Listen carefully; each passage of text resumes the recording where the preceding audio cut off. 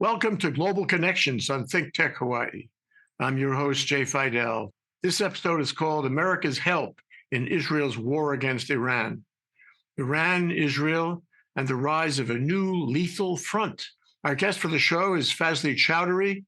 He's an author. He's written a book. Welcome to the show, Fazle. Thank you, Jay. A pleasure to be here.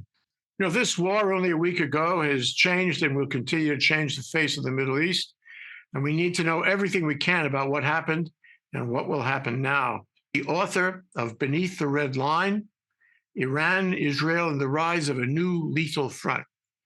Fazle, can you tell me what that book is about? Sure, Jay.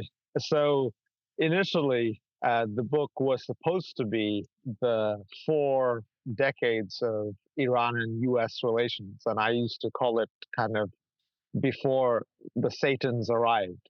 But when the invasion began of Israel bombing on Iran, my editors had reached out to me and saying, let's make this less about a positive spin, but more along the lines of what is happening today. It was captivating, but it was a very aggressive deadline to accomplish. But it was fairly accomplishable to do because the story is essentially about how the lines have changed, how the paths have changed, and how our red lines, particularly in the Middle East, has changed. And the book primarily focuses on how Iran and Israel, which were two countries with similar interests, with similar economies, with similar ways of foreign policy, were once binded together and were useful and strategic allies. And now they're the complete opposite. And what happened, what changed that course, and why, even in modern times, those those same ideas, those same policies that were once binding these two nations together are no longer keeping them together. Rather, it's causing them to have a kind of conflict which is becoming more and more lethal. Hold up the book, would you? Unfortunately, I don't have a copy of the book. The book doesn't come out until July 30th.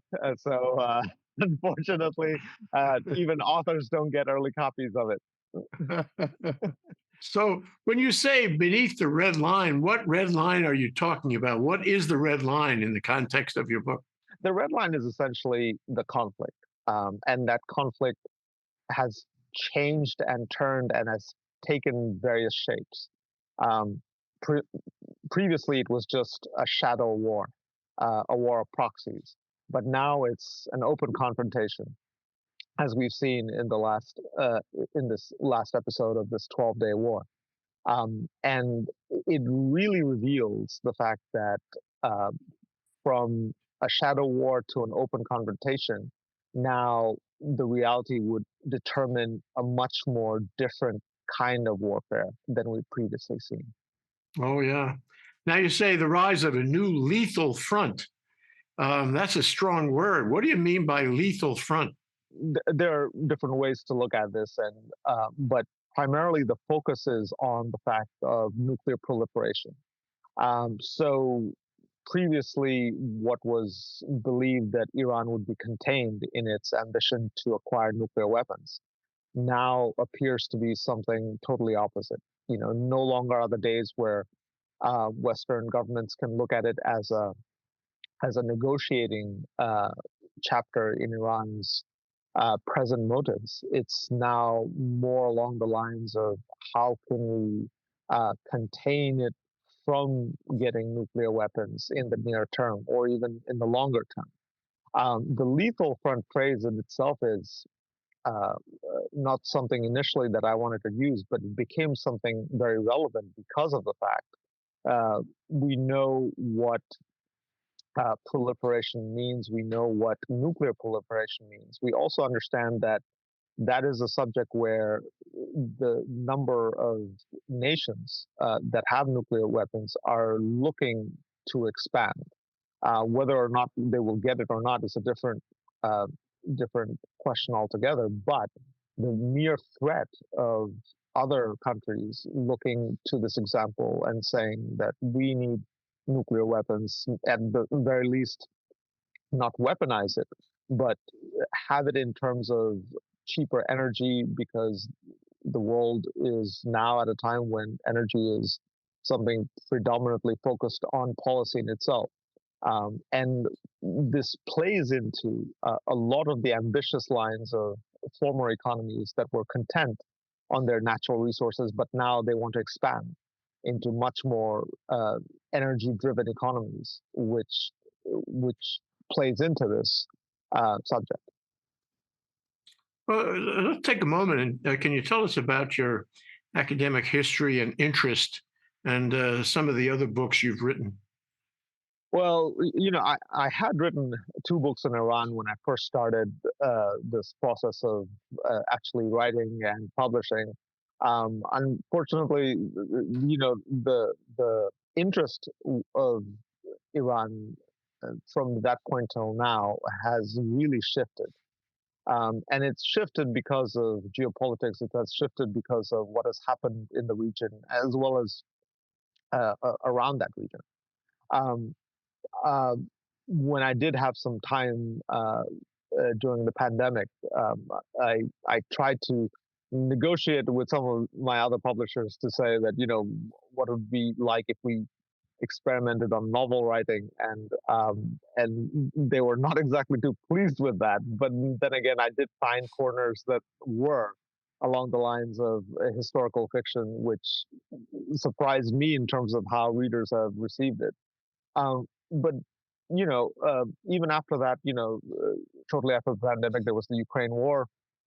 The Ukraine war particularly had something that was of deep interest to me, mainly because a lot of the things that I was hearing was rooted in my senior thesis back in undergraduate university. And I had some of my former classmates saying to me that, we had covered this subject before, and I think you should really produce and publish something along these lines. And I was very hesitant on it because I had not uh, thought, read, or even had any genuine expertise about it for a very long time. And if I were to tell you how long of the time, then you can probably determine my age, which I'm not about to do. Uh, so, and I'm especially not going to do that because 4 days from now will be my birthday. So, uh, so, but then again, I did have a colleague, a former colleague of mine, who was stuck in this mist of. She was based in Estonia. She was just 2 days before the Russian invasion on February 20, uh, February, sometime in February, that she had reached out to me saying that she was having difficulty in leaving the location. She eventually was able to evacuate, and then when I finally spoke to her in better circumstances, she even pressed me saying that I remember something that you've written, a small article back some decades back. I think it's the right time, and so I floated the idea with some of the other publishers, and finally got the go ahead, and it was kind of a race to the finishing line. But the response from that book, as well as the second book that I wrote on Ukraine, uh, which was based on a war against the West, um, uh, did find positive views, positive reviews, as well as positive readers. I still get, I think, amongst the publications that I've had, those two books, particularly on Ukraine, get a lot of traction amongst readers. But but I'm hoping that this book too gets a little more traction, mainly because of the lessons behind what is presently happening, which is not to mention, not to be taken less importantly than what is happening in Ukraine, but they are very similar in different terms. Hmm. So you're you're an academic who writes geopolitical books. What's your academic background? Well, I have an undergraduate in finance and I have a graduate degree in organization management. Spent a couple of years at Harvard after that, but did not accomplish the greater PhD line that I'd hoped to achieve. But instead went still in the academic line, but also in the private consulting side as well. Have been fairly successful at that and continue to do so. Yeah. So you kind of tipped us off on your agenda with regard to Ukraine, but what about your agenda with regard to Iran? Do you bring an agenda to this? Do you favor one side or one notion in treating the subject? Well, I mean, I think you and I had discussed this some years back, but I primarily take a neutralist point of view, mainly because I don't have any agenda. Uh, the the neutralist point of view, many times, as you understand, is often taking a very challenging and very strategic line to show that in a time of conflict, in a time of escalation, there are no winners. And of course, we can always agree to that in the broadest message, but the underlying message sometimes is very, very detrimental. And the detrimental part is not necessarily that war destroys regions and decimates energies, decimates the assets of any country, all of which are true. But it's often connected to how it affects the populations outside those borders. What happens in Ukraine has a direct effect in Europe and the United States. What happens in Iran has a direct effect on uh, Iranian Jewish communities in Israel, as well as Iranian Jewish communities within Iran, as well as dual nationals who have Iranian American citizenships as well as Israeli American citizens. Well, let me ask you this one sort of seminal question is, do you agree, after all this research, reading, writing, what have you, do you agree that we, that is the US and Israel, and I suppose the West as well, that we cannot afford to let Iran, this particular country, have nuclear weapons? Do you agree with that? I wish I could say it in a very simpler term, but let me go ahead and say this at the basic. Yes, we cannot have a nuclear Iran as a reality, number one. But we can't have a nuclear Iran as a reality for not the same reason as North Korea.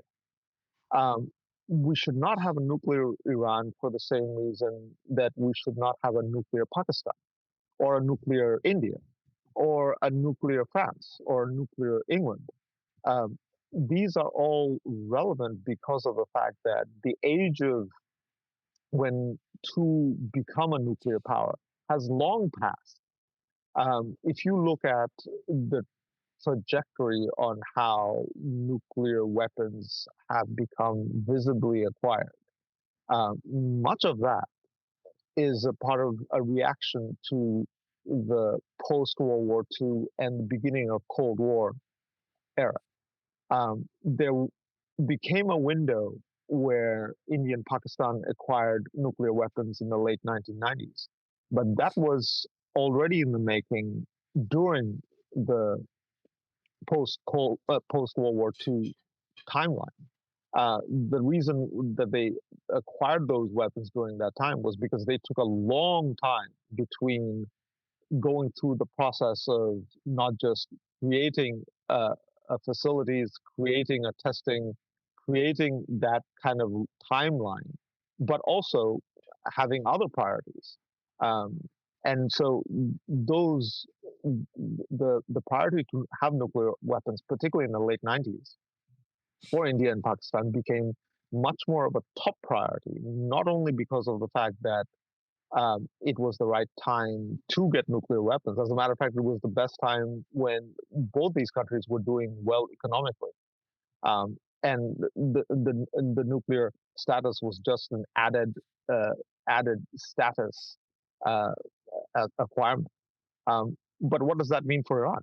Well, Iran too, had a nuclear program since 1953.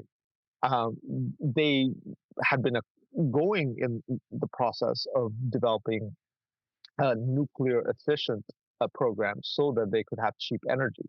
But this took a disastrously different turn after the American invasion of Iraq in 2003. And so after that, what you see is that, particularly amongst this,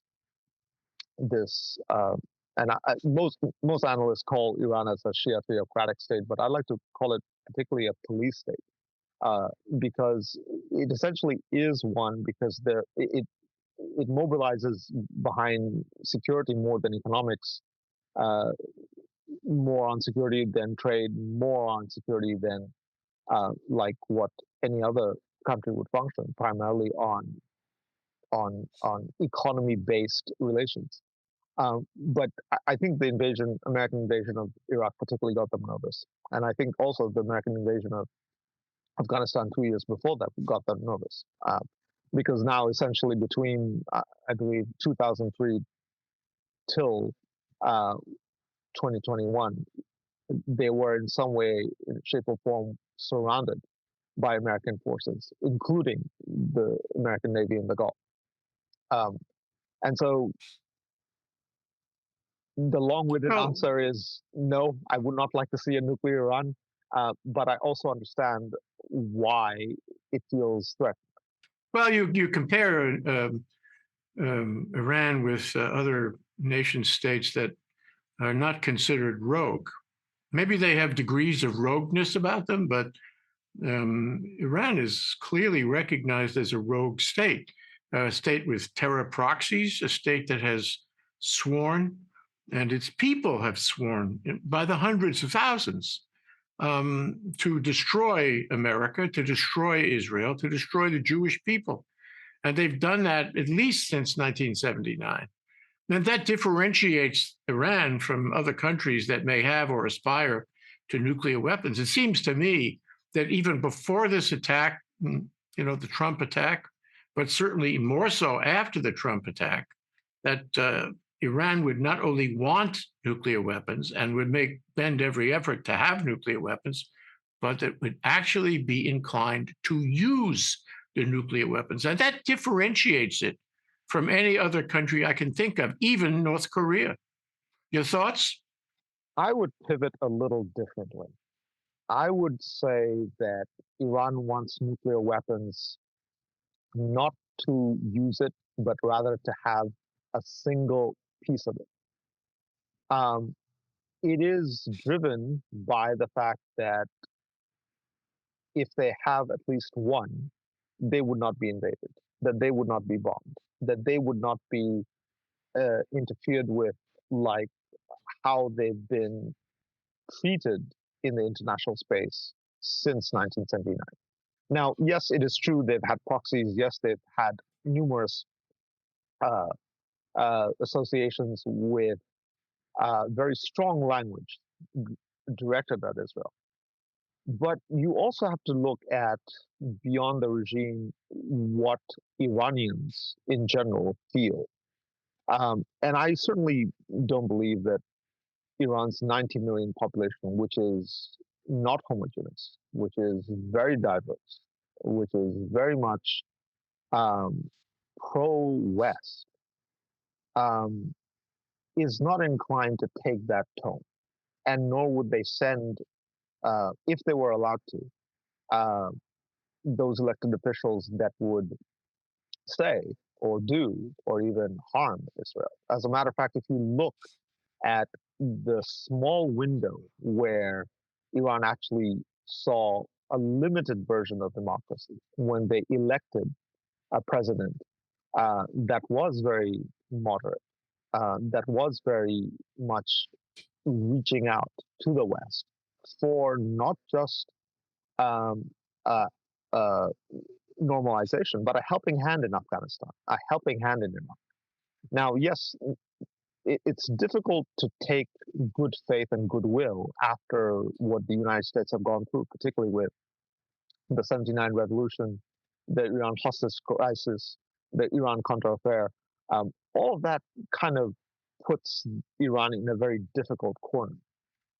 But what mustn't be neglected is the fact that there is an opportunity right now, particularly in this very difficult piece that is existing now, because now, after several decades, there's an opportunity for the Iranians in Iran um, to tell and speak and have this serious discussion with their representatives in parliament, in the supreme, uh, in the assembly of experts that selects the next supreme leader, or even with the present supreme leader, that this marginalization, this pariah status It's simply not working. Um, it's not working because the tone the government has taken since the 79 revolution. It hasn't benefited Iranians, it hasn't benefited the, the regime. It, it has been a loss-loss relationship since, which is why I, I often pivot to this line to say that rogue regimes, yes, they exist, but they exist and there's a difference between them because the population they represent are not rogue. The institutions that they represent are not rogue. Um, the institutions and the populations are kind of hostage to the regimes that are rogue. After the war, so to speak, and Trump's attack, and at the funerals of the people who were assassinated by the Israeli bombs, there were literally hundreds of thousands of people in the streets of Tehran, hundreds of thousands supporting the government, clearly supporting the government.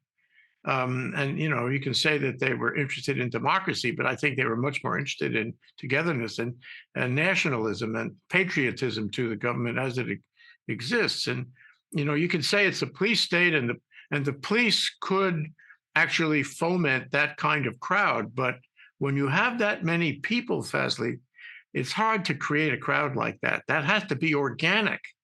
So how do you reconcile that?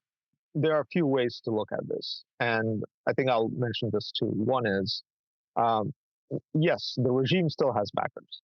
The regime still has a small fragment of the population that it finds support from. That is true. But you have to analyze the conditions of an average Iranian on the street. Um, they see the recent episode as the fact that this regime that has been governing Iran since 1979, they were in peace negotiations with the United States when the attack took place. As a matter of fact, they were going to continue the negotiation on that following Sunday, the 15th. But on the 13th, Israel began bombing Tehran. And there was a small window where there was a feeling that Iranian representatives would be going back to the table. But later it emerged that some of the conditions that they were placed on, particularly in relation to their to their agreement related to nuclear weapons, was that from non-weaponization, it went to zero enrichment. Now, for an average Iranian who is very attuned to these facts, these details, it tells something. It says that a foreign power had come in and bombed my city during the time when we were in negotiation. And it wasn't a negotiation of anything else. It was peaceful negotiation. It was a peaceful negotiation that was directed at reaching some level of agreement. Well, there are those who say, Fazli, there are those who say that the Iranian side of that negotiation was slowballing it while they were continuing to do their enrichment and bomb building. And the Israelis, and for that matter, Trump, didn't trust them. And that's why they let go on the attack by Israel and ultimately the attack by the US. Namely, they did not trust the bona fides, the sincerity of the Iranian negotiators. What is your thought about that? You can look at this in two fronts. One is if there was no trust from the very beginning, then why would you have a negotiation at all? But second, there are more reasons for the Iranian team uh, to be distrustful of these negotiations than to put themselves in harm's way to negotiate. As a matter of fact, the main reason I believe that things got out of control was because there was a feeling that Iran, because of the fact that they would not go to zero enrichment, instead they would take this path to shield some of their development away from the IAEA. Therefore, the West would simply not know when it would be ready uh, to achieve the status of nuclear weapons. And I think that's kind of what irked the West. It irked the American administration. It irked the Israelis to the point where they said, this is not acceptable. Well, can they be trusted now? If so, there are further negotiations, and there is either a request or an agreement that they will not do further enrichment because, they're really not after energy. They have plenty of energy. They have tons of oil and gas. They don't need nuclear energy. What they want and what is clear is they want a bomb. So can they be trusted about keeping it secret? Because I think that a lot of people, both in Israel and the U.S., and for that matter in the EU, would not believe them when they said, "Okay, we'll hold up. We're gonna wait on our efforts here with refinement until we can negotiate this out."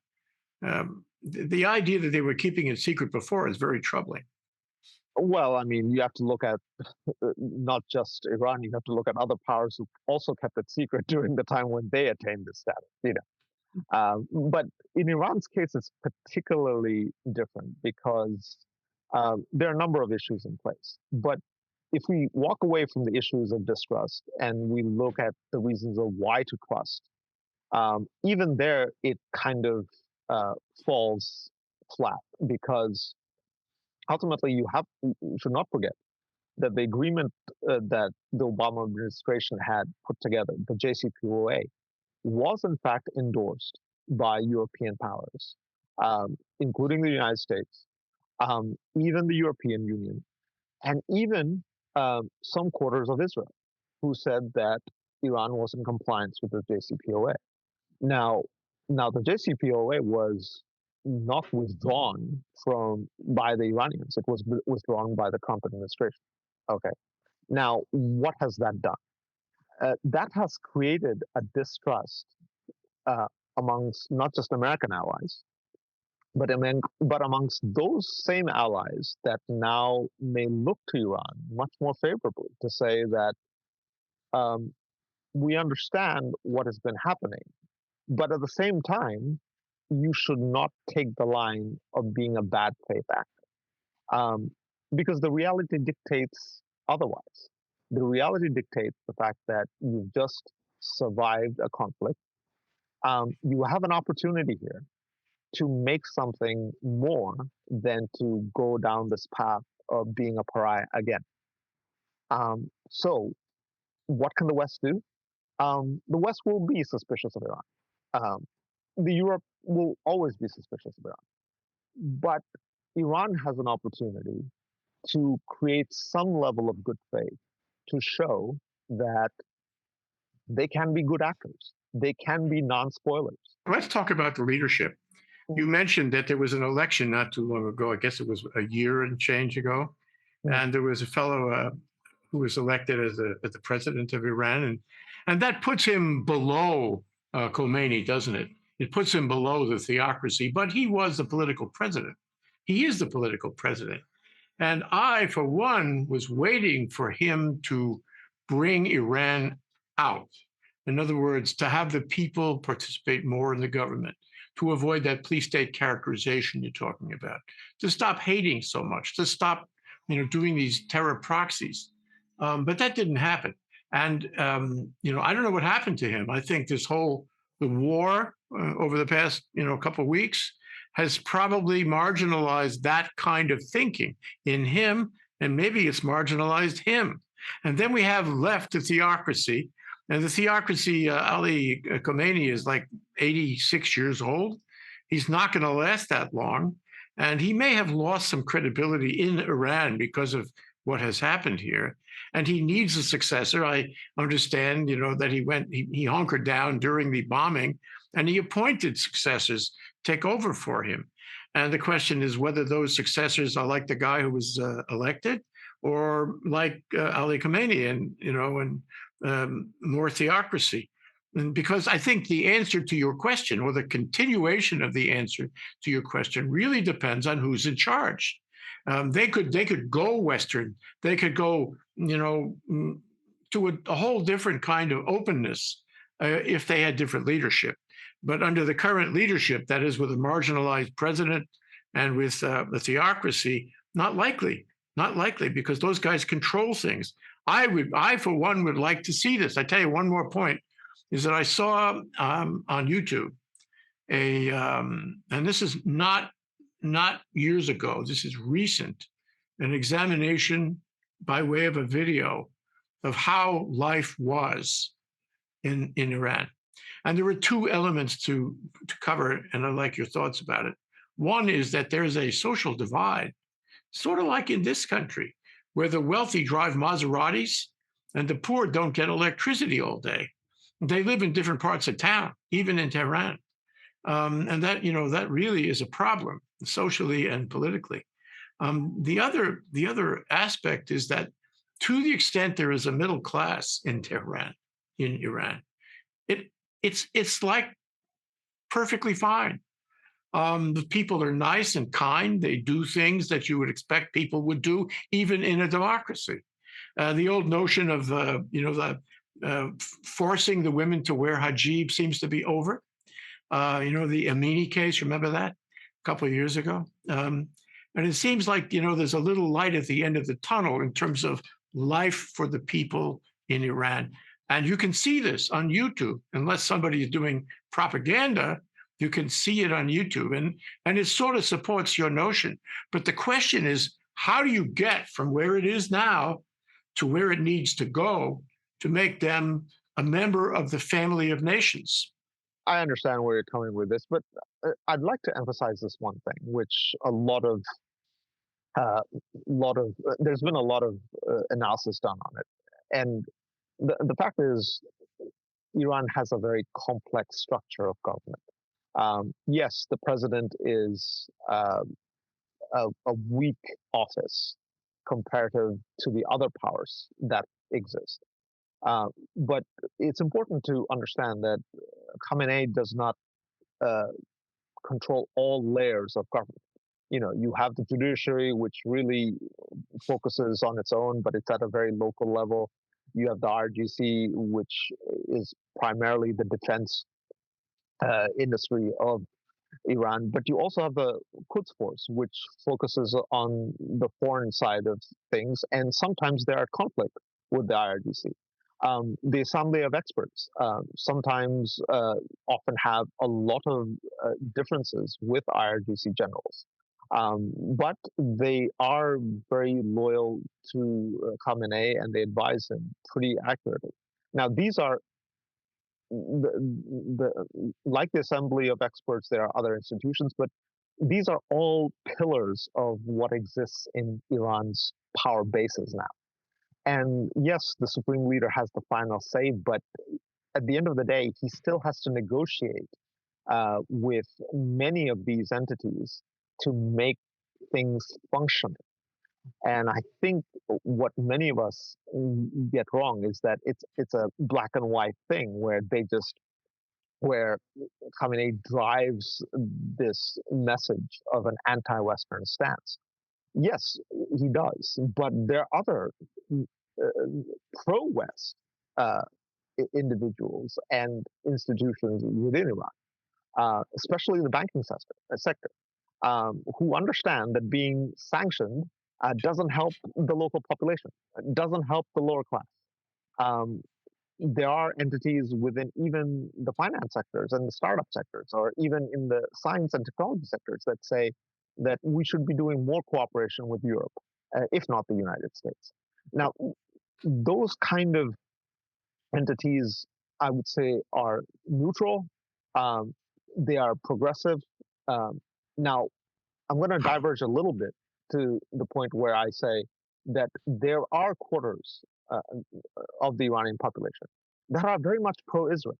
You look at TikTok, you have analysts saying that there's consistent sharing of music between Iranian artists and Israeli artists. Now, that can be an open message or an open state of the art thing, but it does happen.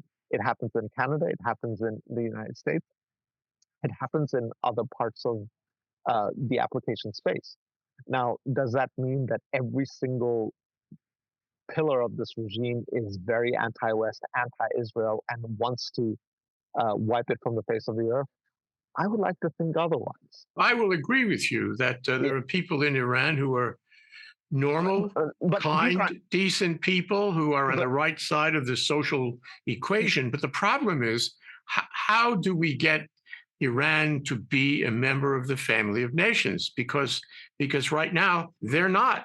You can find exceptions, maybe even a lot of exceptions, but the government, the country is a pariah. And I guess this leads me to ask my last and overarching question of you, and that is what is going to happen here? Do you see this actually happening? Do you see Iran becoming kinder, gentler, more open, less interested in building weapons and threatening to, destroy Israel, destroy America? It seems like a long way to go.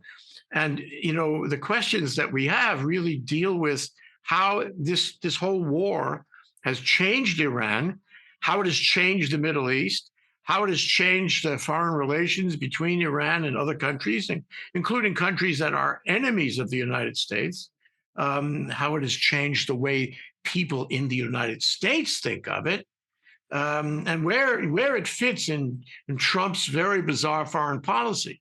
So we have a dynamic going on that is extraordinary, and the dynamic in terms of not only of leadership, but of the public opinion in Iran and the international relations that Iran has, either intentionally or unintentionally, changing locally and globally.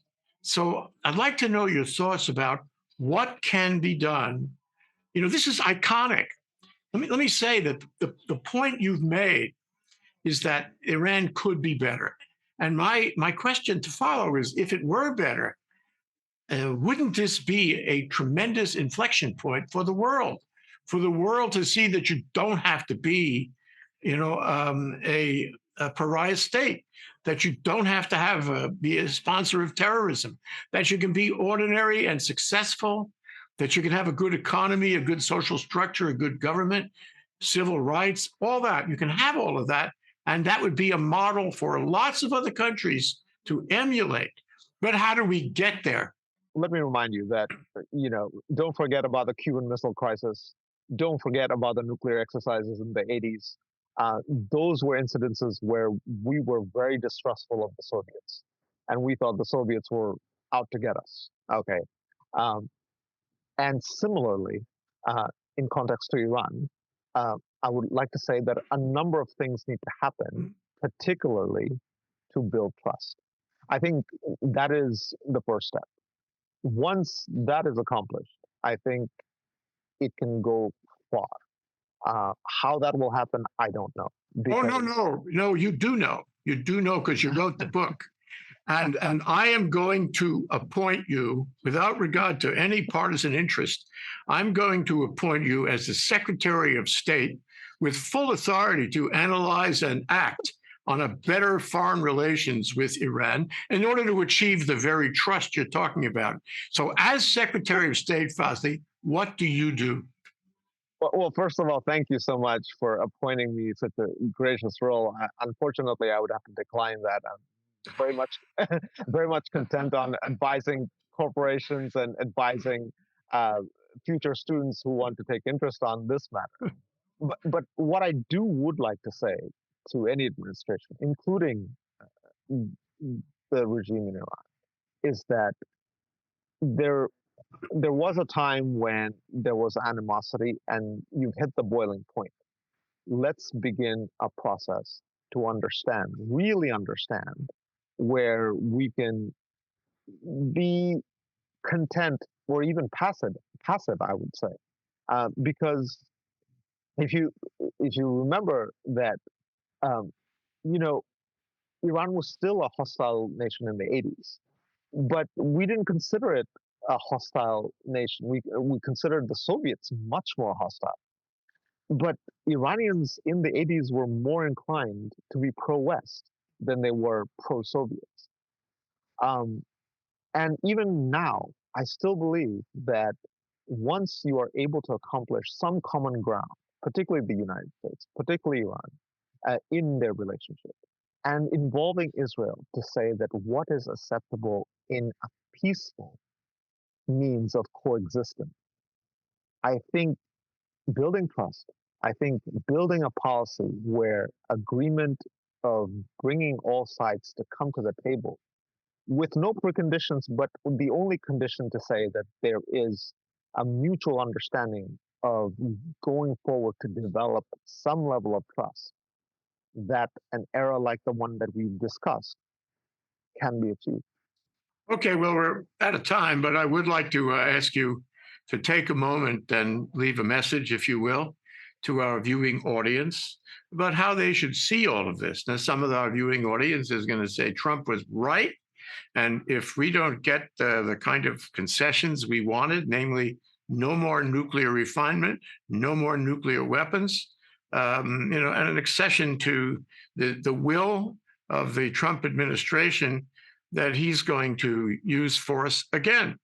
And I don't know what the Israelis have said, but they're mighty pissed off about, the damage to residential neighborhoods in Haifa and in Tel Aviv. How should the average American be thinking about this? Should he be supporting Trump and his macho destruction of the nuclear refinement facilities, or should they be seeking peace? Which a lot of them don't want to do that. Not in our current political climate. So, what's your advice to people?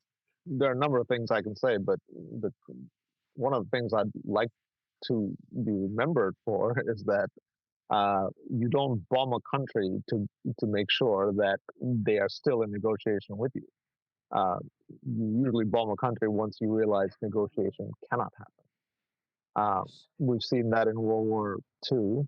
Uh, we've seen that in other conflicts during the Cold War. Um, but I would also like to mention that if you need a country to not pursue the path of nuclear weapons, uh, financial relief is often a good carrot in the stick. Uh, uh, Removing sanctions is also a good carrot to the stick. So I'll leave it there. Okay, one more last question. It springs out of what you just said, and that is this. There was a dispute, if you will, between the intelligence community as articulated by Tulsi Gabbard Yeah. and Trump over whether, in fact, Iran was close to building a bomb or whether it was not a significant threat. And she said the intelligence community did not find it a significant threat.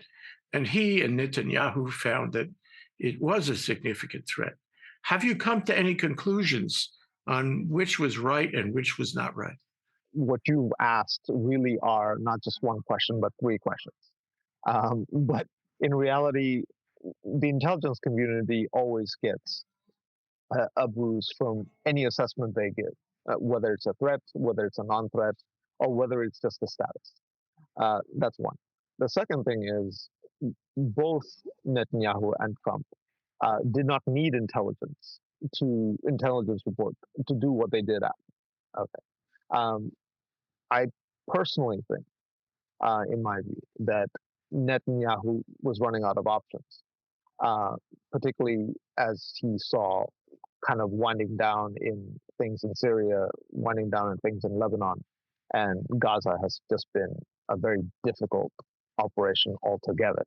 Uh, I frame it as kind of Israel's Afghanistan. You kind of go into this abyss and then you don't know what to do next. But in Trump's case, I think the president saw options. I think he was advised very badly, particularly with the option of bombing Iran. I think if he was advised strategically, particularly to understand the ramifications, the broader ramifications, I think he would have done differently. He would have done differently because it would make him look good, uh, because this action has not. Yeah, and to add, it isn't over in terms of either the conflict or how he will look over what he did. That's still in discussion, and lots of possibilities exist. And this war could continue. In my view, it will continue, and it'll pop up in ways that will surprise and make us unhappy. Anyway, I hope we can discuss this again. I hope your book is a success. It's very totally relevant right now for people to understand the things you've been talking about and which you've been writing about. So thank you so much to our guest, Fazle Chowdhury, an author, and the name of the book, Beneath the Red Line, Iran, Israel, and the Rise of a New Lethal Front. There's so much to examine there. I'm Jay Fidell, host of Global Connections. In this episode, which we are calling America's Help in Israel's War Against Iran, we found out exactly how Fazle Chowdhury thinks, which is very valuable for us to know about. Thanks to our viewers for watching. We'll see you again soon for the next one. Aloha. Aloha, Fazle. Thank you.